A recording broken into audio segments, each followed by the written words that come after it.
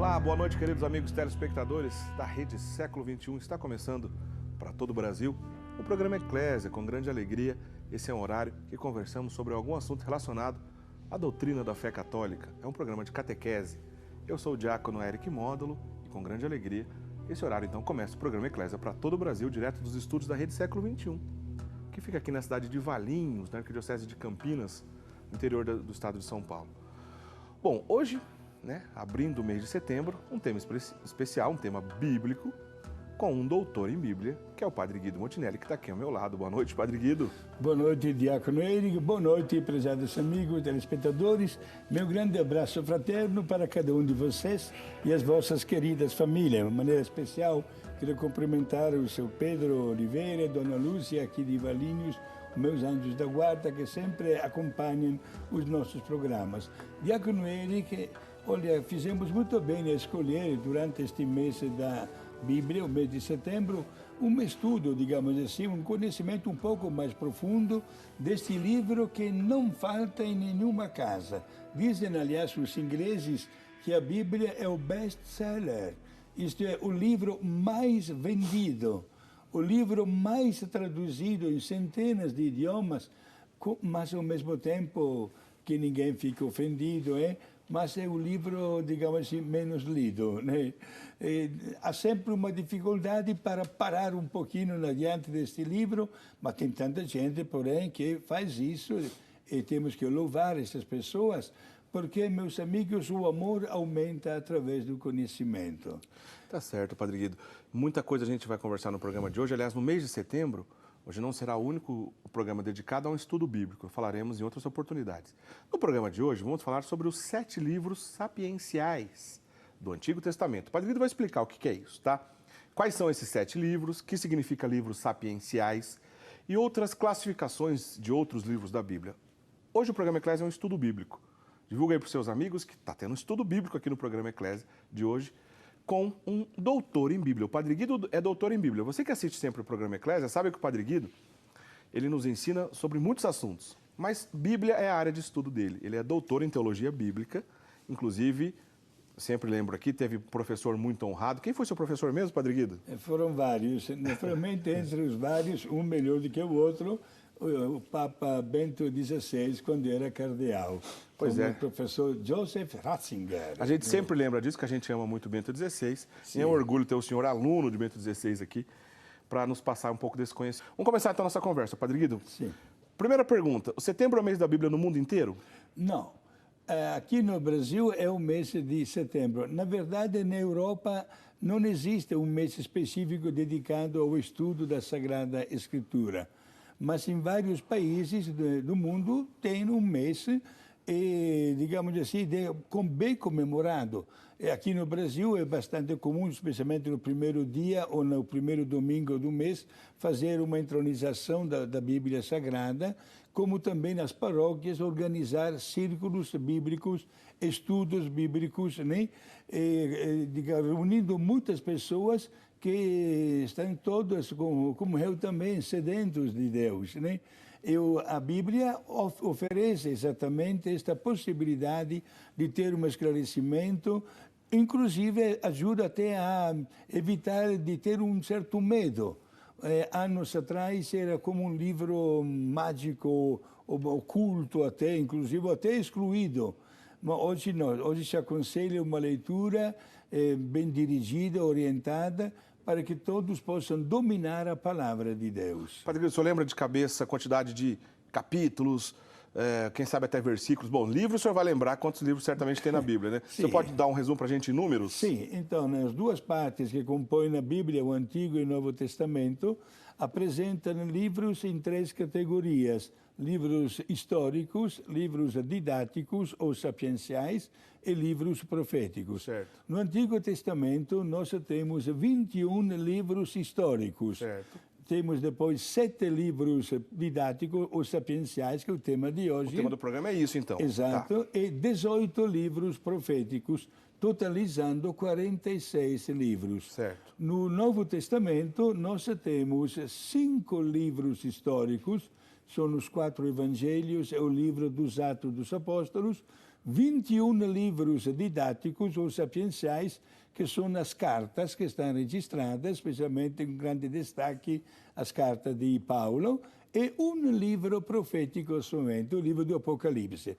Então são 27 livros, 46 mais 27 dá 73 livros da Bíblia, 1.328 capítulos e, olha gente, 40.030 versículos.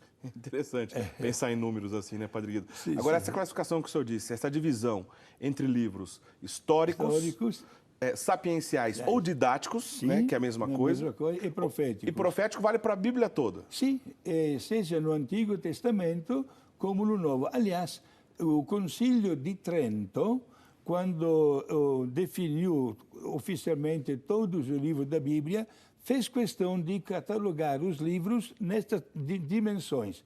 Primeiro livros históricos, depois livros sapienciais e depois de livros proféticos. Entendi. O tema do nosso programa hoje, então, bom, é impossível, né, a gente falar da Bíblia toda ou tentar mesmo passar aqui de maneira geral sobre tantos livros. Então fizemos aqui um recorte nessa conversa. Falaremos no programa de hoje sobre os 7 livros sapienciais do Antigo Testamento, nessa classificação que o Padre Guido acabou de nos explicar. Padre Guido, quais são esses 7 livros sapienciais? Sim.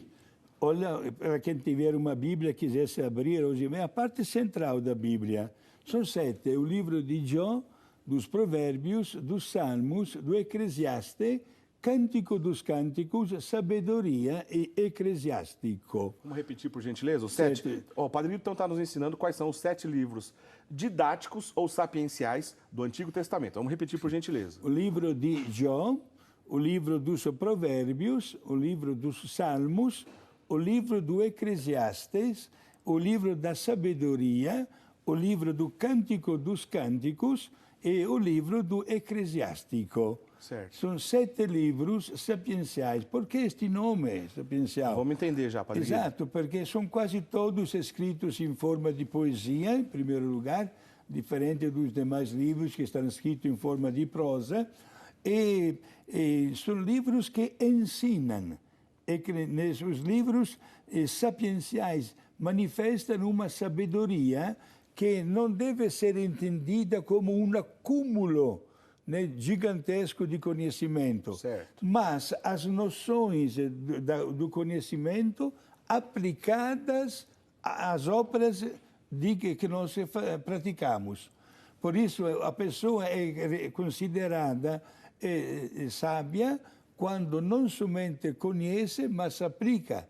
Em poucas palavras, saber conjugar bem, né, o conhecimento com a prática da vida. Certo. Estes livros sapienciais são muito importantes porque nos ajudam a dialogar com Deus de tantas maneiras, seja através de frases curtas, caso dos provérbios, estão registrados 3.000 provérbios. 3.000 provérbios. Sim, exato. Ou o caso também do livro dos Salmos, que são 150, que manifestam as várias emoções da pessoa. Hoje recebi uma bela notícia, então tenho um salmo apropriado de ação de graças para Deus. Vivo numa angústia, tenho um salmo apropriado. Estou numa fase delicada, não enxergo uma luz no final do túnel. Olha, existe também um salmo. Acabo de receber, digamos assim, uma forte emoção, positiva ou negativa. Conforme os momentos do nosso dia a dia, preciso de solidão, por exemplo.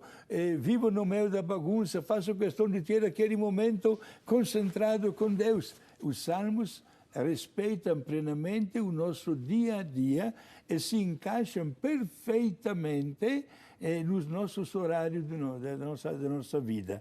São orações escritas em forma poética.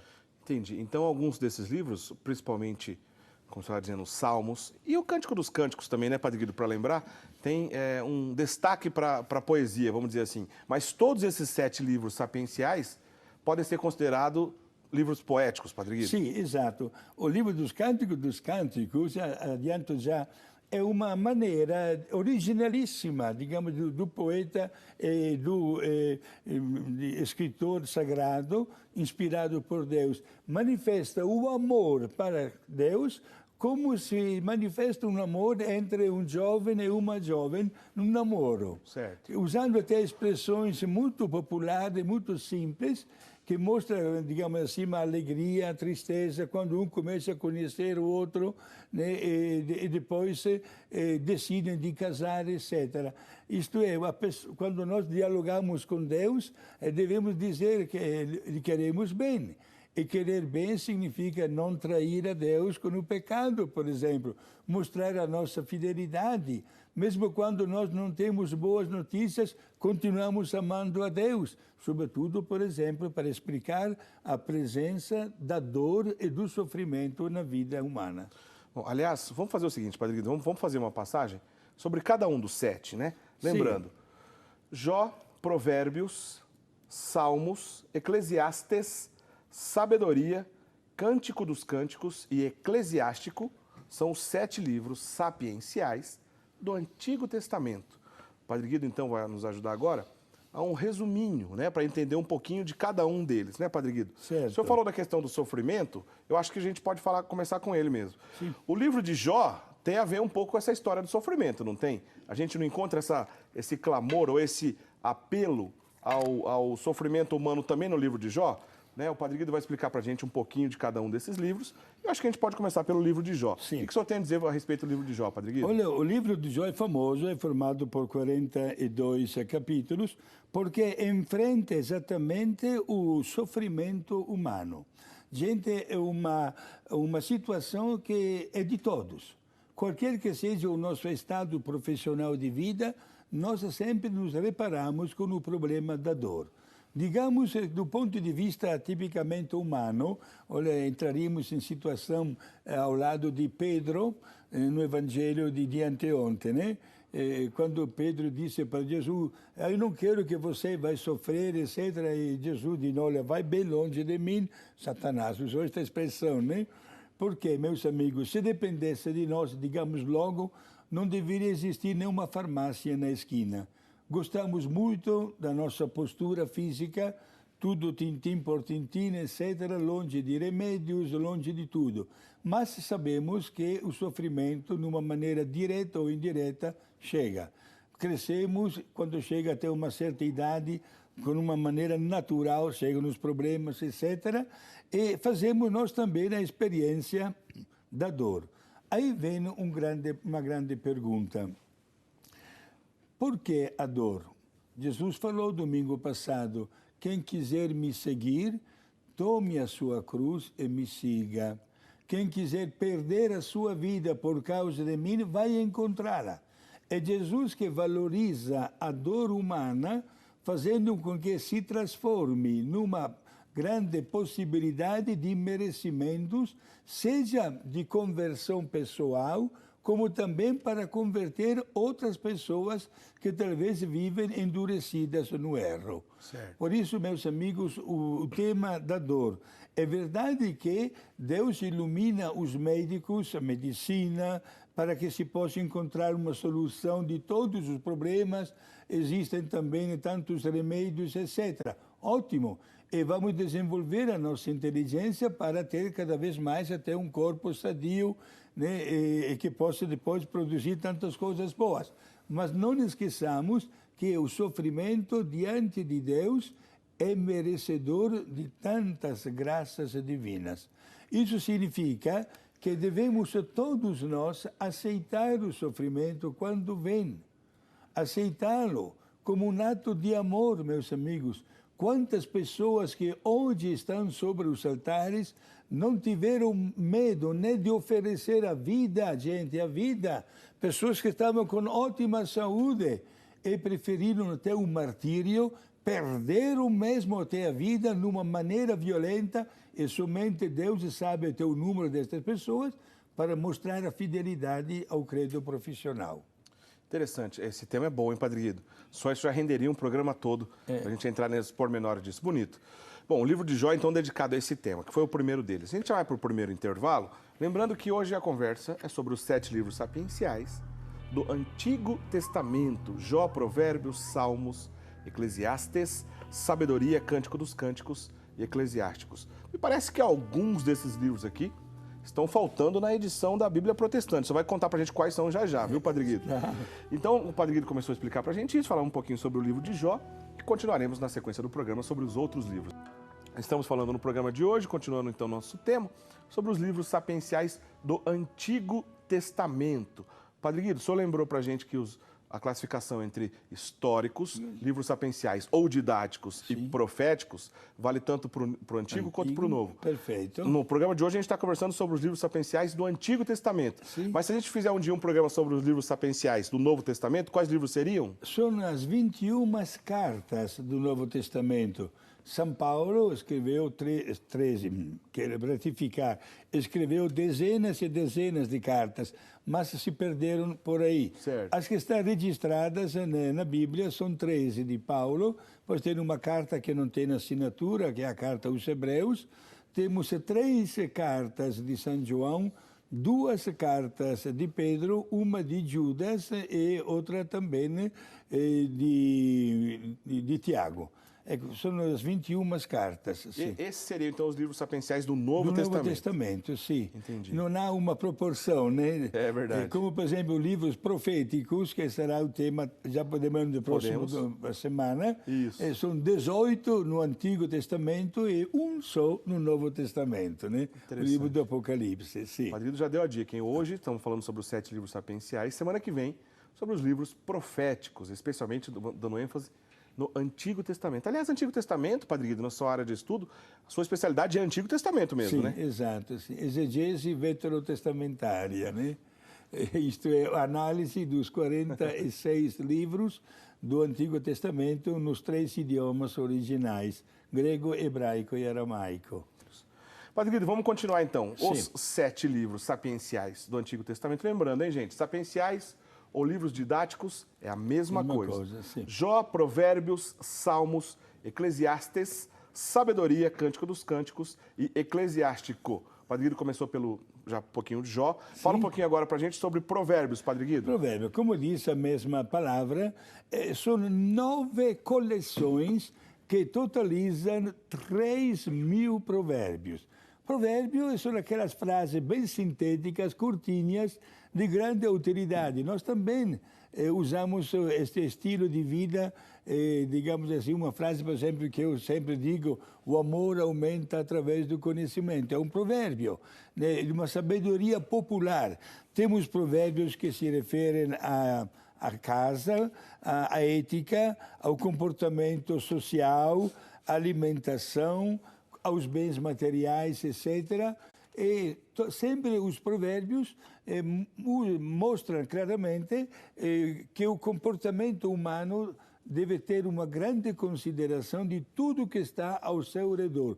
Sobretudo, nunca ofender a dignidade de ser humano, porque somos criados à imagem e semelhança de Deus. Interessante. É muito importante a gente ter uma leitura. Claro que tantos provérbios do Antigo Testamento dizem respeito à vida social da época, com comparações que talvez para nós não tem.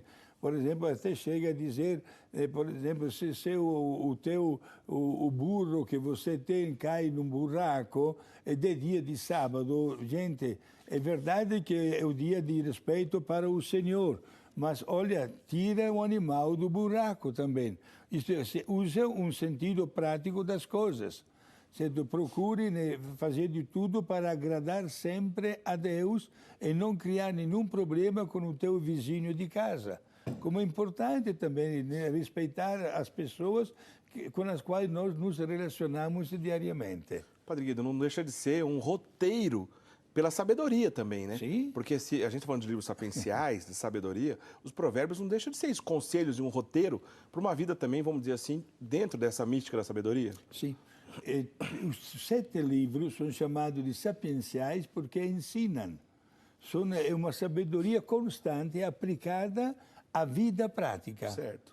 Certo? Como nós vamos ver também no livro que vem logo em seguida, por exemplo, que talvez é o mais conhecido, né, dos Salmos. Você está falando dos Salmos, Os né, Padre Guido? Salmos, sim, que são uma coleção de 150 salmos, de autoria, uma boa parte deles, né, Por falar em autoria, antes do senhor dizer aí, Sim. justamente a pergunta aqui de uma telespectadora nossa. Bom, é claro que quando a gente vai falar dos livros sapienciais, né, e os Salmos estão nessa lista, certamente muitas dúvidas sobre ele, porque, como o senhor disse, talvez sejam o mais famoso, o mais lidos, né, dos livros, principalmente do Antigo Testamento, entre os sapienciais, certamente é o mais conhecido. Sim. A nossa telespectadora Dileta Bouzan, de Roca Salles, Rio Grande do Sul, aliás, a gente está recebendo bastante participações dos nossos amigos do estado do Rio Grande do Sul. Um grande abraço aos senhores.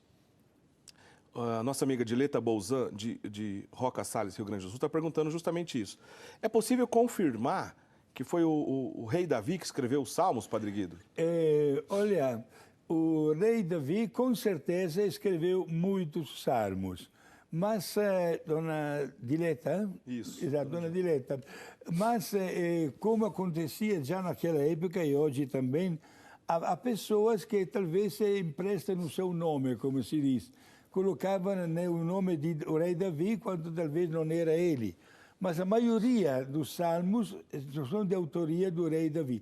E também outros salmos foram escritos nos momentos mais difíceis do povo de Israel, quando Certo. estava no exílio da Babilônia.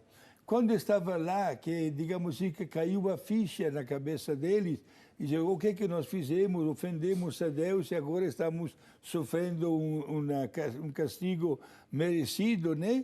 E é aí que as pessoas inventavam até poesias para pedir perdão a Deus. É uma espécie de uma linguagem de lamentação. De lamentações, Mas sempre como o senhor estava dizendo, sempre de maneira poética, né, Padre De Guido? maneira, por exemplo, temos o Salmo 132, que diz o seguinte, que o povo lá na Babilônia, o povo inimigo, solicitava o povo de Israel para que cantassem.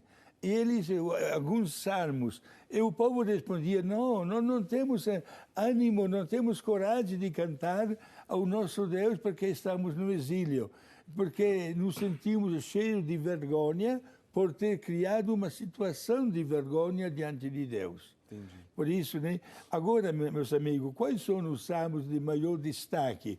Por exemplo, se trata de pedir o perdão a Deus, temos o Salmo 50, conhecido com a língua latina miserere, isto é, Senhor, tende piedade de nós, né?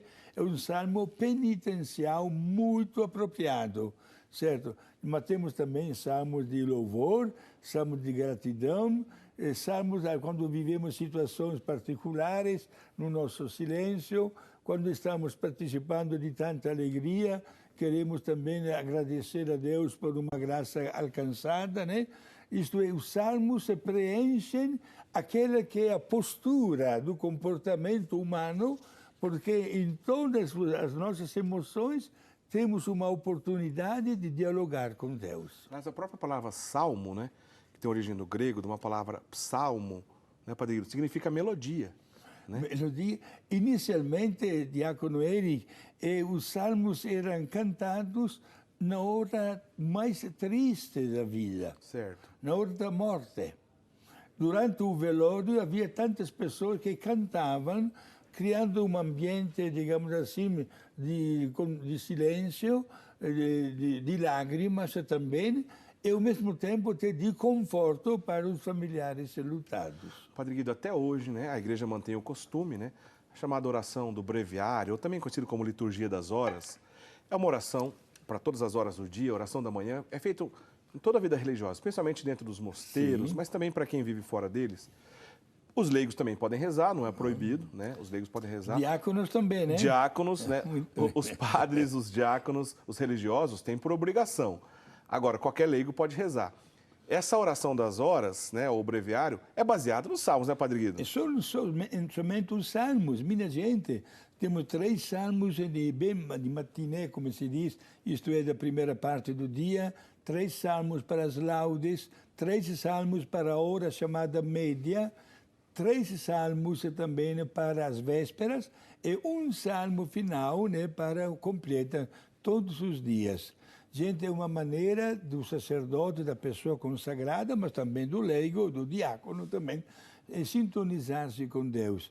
Como é importante, né? Olha, estou pensando neste momento, a irmã concepcionista franciscana de Piratininga, porque lá na portaria ela tem um cartaz com o horário disciplinar. Elas levantam às 4h45, minha gente, né?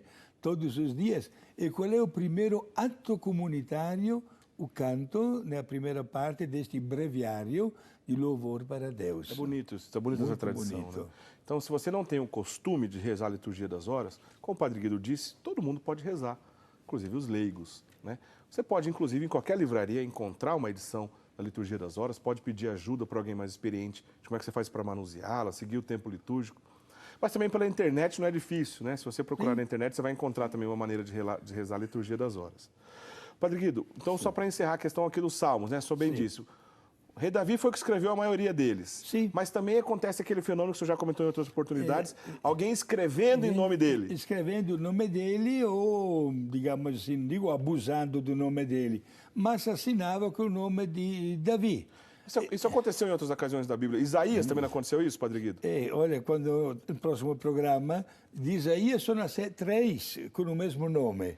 É o profeta maior, inclusive o livro de Isaías, já adianto, é formado por 66 capítulos. É o maior das profecias, né? Belíssima, uma mais bela do que a outra, né? Mas são 3 Isaías diferentes. Talvez os outros 2 não eram Isaías, mas colocaram o nome de Isaías. A gente já está entrando no assunto da semana que vem. Exato, né? Na semana que vem vamos falar importante. dos livros proféticos. Sim. Hoje a gente está indo nos sapienciais. Mas só para dar um exemplo em relação a essa história de alguém que escreveu em nome de um autor sagrado, que não necessariamente seja ele. Né? Ô, Padre Guido, é muito rico a gente aprender dessa maneira. Né?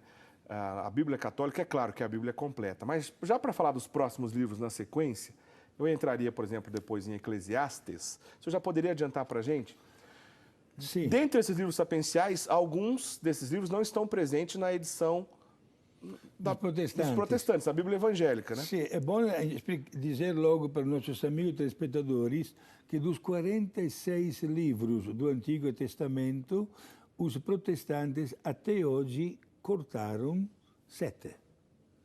O livro de Tobias, o livro de Judite, os 2 livros dos Macabeus, o livro de Baruch, o livro da Sabedoria e o livro do Eclesiástico, que são 2 dos livros sapienciais. Sabedoria e Eclesiástico sim. Não tem lá na versão deles. Exato. Então fala um pouquinho já desses 2 livros que estão faltando dentre os sapienciais, que estão faltando na edição deles, viu, gente? A Bíblia Católica é a Bíblia completa, já conversamos no programa sobre o cânon bíblico, como a igreja chegou nisso. Tem programas lá no nosso site para você depois, rs21.com.br/eclésia, para você visitar o nosso site também, assistir programas anteriores sobre isso, porque o assunto é longo, né? Mas fala um pouquinho para a gente, Padre Guido, desses 2 livros, Sabedoria e Eclesiástico. Sim.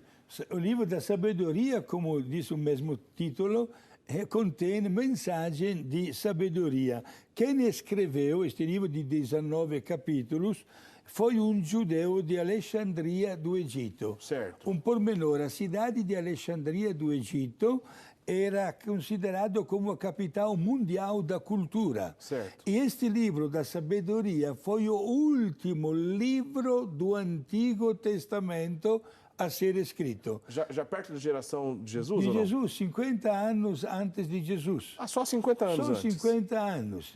Vou explicar logo em seguida por que este livro, como também o livro do Eclesiástico, foram eliminados pelos protestantes. Porque, minha gente, houve uma grande emigração das terras sagradas de Jesus, de Israel, né? Não deixa de ser, tá certo. Exato, para o Egito, porque teve um período de secura, portanto, o campo não produzia, etc. Né? Milhares e milhares de pessoas emigraram de Israel para o Egito, onde se falava a língua grega.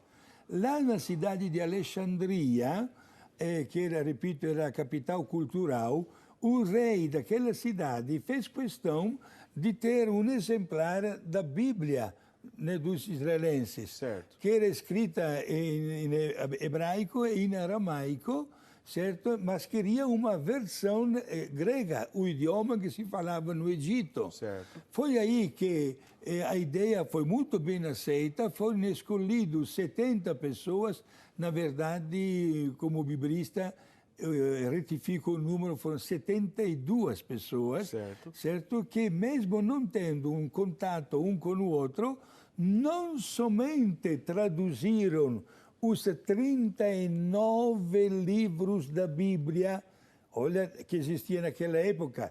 Estamos praticamente mais de 50 anos antes de Cristo, mas acharam por bem acrescentar os 7 que depois foram confirmados pela Igreja, porque o conteúdo destes 7 livros era talmente alto que merecia mesmo fazer parte da Bíblia. A chamada famosa edição da Septuaginta. Septuaginta dos 70, né? Isso. Exato. Foi aí que apareceram estes 7 livros a mais. O Concílio de Trento, depois no ano 1550, confirmou que estes 7 livros, chamados de deuterocanônicos, isto é, considerados canônicos, isto é, devidamente inspirados por Deus, foram encaixados definitivamente na Bíblia, certo? E os protestantes, com o Concílio de Trento, para mostrar que não estavam de acordo, logo tiraram os 7 e até hoje é assim. Entendi, Padre Guido. Então, o problema é antigo, né? Padre Guido, só para ficar claro aqui, a gente já está na reta final do nosso programa. Sim. Dentre os 7 livros didáticos ou sapienciais do Antigo Testamento, nós temos Eclesiastes e Eclesiástico. Sim. Qual que é a diferença entre esses livros? Primeiro vamos dizer o título como seria em hebraico, né? O livro do Eclesiastes é chamado como livro de Coelet, certo? E o Eclesiástico de Jesus Sirac.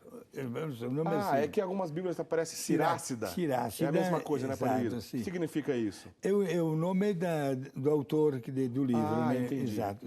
Ok. O livro do Eclesiastes, que é um livro de 12 capítulos, apresenta uma reflexão muito profunda sobre o reino material. Foi escrito 300 anos antes de Cristo. Digamos assim, apresenta os valores passageiros da vida com uma grande pergunta. Vaidade das vaidades, tudo é vaidade, como inicia assim. Isto aqui adianta, diria Jesus no Evangelho de domingo passado, para o homem conquistar até o mundo inteiro se depois perde a sua alma. Certo. E foi exatamente este livro, Diácono Eric, que comoveu Francisco de Assis. Diante da leitura do livro do Eclesiastes, ele mudou de vida, deixou o comércio de tecidos do papai, etc., né? E virou aquele grande santo que nós todos veneramos no dia de hoje. Aliás, essa frase é famosa também, falamos aqui não faz muito tempo, sobre Santo Inácio de Loyola. Perfeito, quando encontrou São Francisco Xavier. Ele usou essa frase, que adianta você ganhar o mundo inteiro e perder a vida eterna? Exato. Né? Também presente nesse estudo, né, Padre Guido? Exato. Quando nós pensamos na vida eterna, aí adquirimos até a força de optar para conquistar a vida eterna, despojando-nos afetivamente e efetivamente dos bens. E podemos até dizer, eu sou religioso, com voto também de pobreza, e digamos assim, este despojamento afetivo faz parte também da minha vida. Certo. Porque acredito num bem espiritual muito autêntico, verdadeiro e superior. Entendi. Inclusive, quanto mais uma pessoa, olhando pelo outro lado da medalha, se apega aos bens materiais, corre o risco de não encontrar-se com Deus. Certo. Agora, o livro do Eclesiástico, que é de 51 capítulos, se apresenta como um manual de instruções, um livro de boas maneiras, diríamos em termos modernos, né? Uma catequese que era utilizada na iminência de eventos religiosos. Este livro do Eclesiástico era usado também pelos primeiros catecúmenos da história da igreja, quando se preparavam para receber o sacramento do batismo, meditavam sobre o livro do Eclesiástico. Por quê? Porque é um livro onde a pessoa humana aprende a nunca usar uma máscara de hipocrisia. Certo. A ser autêntico diante de Deus, fazendo coincidir o que conhece com a prática da sua vida. É o eclesiástico, que é conhecido como Sirácida. Sirácida, sim. Ou como o senhor disse... Jesus Sirac, mas não é Jesus, o nome de Jesus é muito comum Entendi. em Israel. Jesus Sirac, né? Jesus Sirac teria sido o autor. Sim, exato, né? E, ao passo que o Coelet, né, é o autor, né, do livro traduzido em português de Eclesiastes. Mas a palavra Coelet significa o que exatamente, o senhor se lembra? Seria o servidor, o pregador, uma pessoa que ensina, um catequista. No sentido de o orador, assim, nesse sentido? Sim, entendi. exato. Entendi, interessante. Quando os judeus se reúnem até hoje nas sinagogas, querem ouvir a voz desta pessoa que lê passagem do Antigo Testamento e explica. Entendi. Exato. O senhor já citou o livro, mas dá uma palavrinha para a gente. O que a gente encontra no livro de sabedoria? Sabedoria também é um livro que foi escrito, repito, uns 50 anos antes de 19 capítulos, antes de Jesus, por um judeu que morava em Alexandria, no Egito. Este livro apresenta expressões práticas de como devemos nos comportar diante de Deus. Certo. Por isso é um livro que é de verdadeiras meditações que o povo usa até hoje, né? Só que, repito, este livro que faz parte da Bíblia dos judeus, mas não faz parte da Bíblia dos protestantes, que tiraram como dizendo que este livro não foi divinamente inspirado. O livro de sabedoria não está lá também? Não, não está presente, absolutamente. O Novo Testamento é igual à Bíblia Católica e à Bíblia Protestante? Oh, que bela pergunta, Diácono Eric. Sim, quanto ao número de livros do Novo Testamento, todas as religiões protestantes estão de acordo, são 27, né? Certo. O que muda, às vezes, são as determinadas explicações de expressões, sobretudo expressões de Jesus. É porque quando se adquire um livro sagrado, tipo a Bíblia, devemos sempre olhar nas primeiras páginas e notar que tem aquelas frases com aprovação eclesiástica ou algumas frases em língua latina imprimatur, isto é, se pode ser impresso, ou imprimi potest, ou nihil obstat, isto é, nenhuma dificuldade. E estas frases são acompanhadas pela assinatura de um bispo.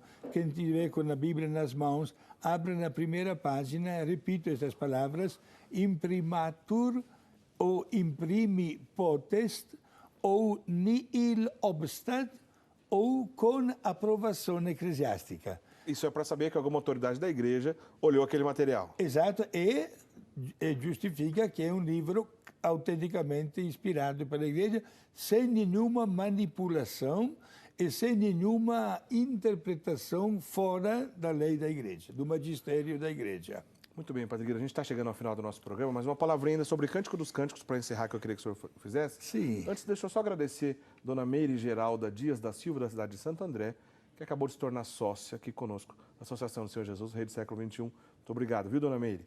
Padre Guido, uma palavrinha sobre Cântico dos Cânticos, para encerrar. Cântico dos Cânticos, ou o mais belo dos cânticos.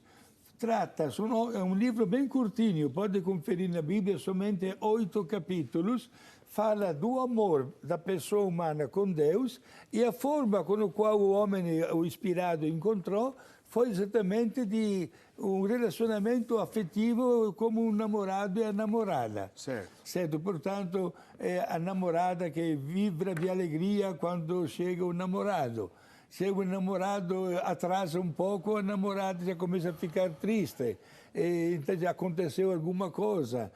Às vezes a falta de sinceridade entre um e o outro que bate com a falta de sinceridade entre cada um de nós e Deus. De certa forma, essa linguagem vai se repetir depois na figura de Jesus Cristo, que é esposa da Da igreja? igreja, exato. Podemos dizer sim, com toda sinceridade. Portanto, quando os senhores lê o livro do Cântico dos Cânticos, se preparem para encontrar esta forma originalíssima. É o único livro da Bíblia que transforma o amor para com Deus como se fosse um amor entre noivos, digamos Certo. assim, né? Com palavras altíssimas de elogio, preocupação de um para com o outro, etc., né? E para dizer que um quer bem ao outro. Padre Guido, nos dê a bênção para encerrar o programa, que a gente não tem mais tempo, infelizmente. Vamos dar a bênção para todos, mas em especial para a Dona Marília, lá em Passos, que está ouvindo o nosso programa Coragem, Dona Marília, né? Para todos, prezados amigos, a minha bênção, em nome de Deus Pai, Filho e Espírito Santo. Amém. Obrigado.